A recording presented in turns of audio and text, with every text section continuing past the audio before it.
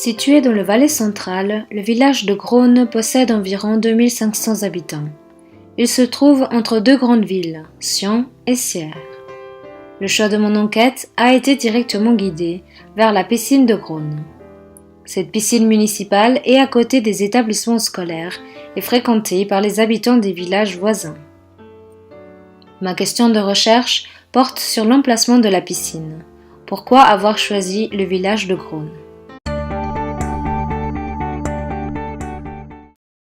Le cycle d'orientation comme une école primaire sont situés à Grosne et la piscine serait un point positif pour le développement des élèves ou des différents utilisateurs.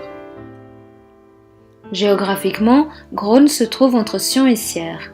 Quel serait le meilleur endroit pour placer une piscine étant donné que ces deux villes en possèdent déjà ?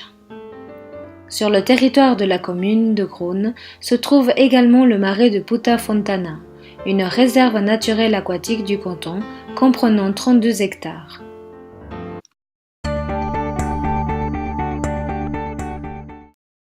Qui sont les principaux acteurs de la piscine ? Nous avons les nageurs, car nous sommes ouverts au public du mardi au vendredi, les fins de journée et les soirées, ainsi que les mercredis dès le milieu d'après-midi. Donc la journée, nous sommes une piscine scolaire et nous accueillons les élèves du cycle d'orientation régionale de Grosne.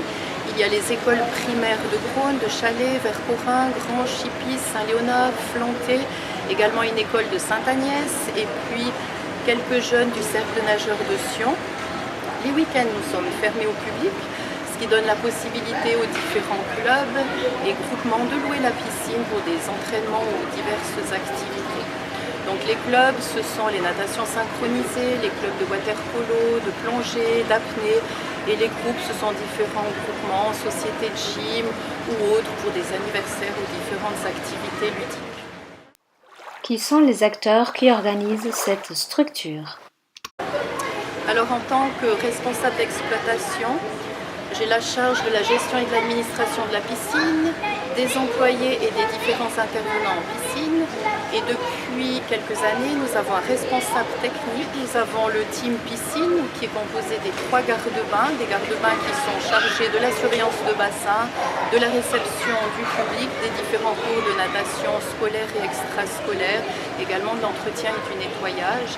Il y a une auxiliaire en nettoyage également et tous les moniteurs, monitrices des différentes activités, quelques auxiliaires étudiants et puis les profs des écoles. Voici une plaquette originale du projet initié par Gérard Teodolo, le président qui a œuvré à la construction et à l'inauguration de la piscine en 1978. La présentation du projet démontre que ce bâtiment serait destiné à la protection civile, au sport de natation et à l'enseignement.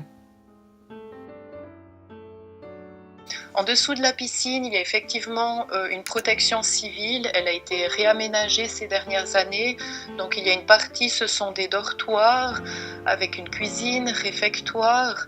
Et puis elle est utilisée, cette protection civile, parfois par des groupes comme des natations synchronisées ou clubs de water-polo qui nous loueraient la piscine sur un week-end et puis qui auraient besoin de dormir sur place. Au-dessus de la piscine, il y a quelques salles de classe des écoles primaires. Passons maintenant à la justification du projet de construction.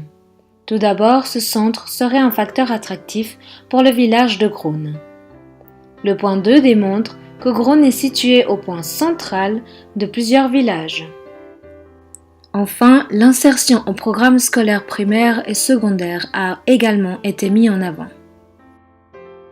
Les 2 premières hypothèses mentionnées au début de la vidéo sont valides par rapport aux informations recueillies, contrairement à la 3e. En effet, la piscine se ressource d'eau potable et non du marais Puta Fontana.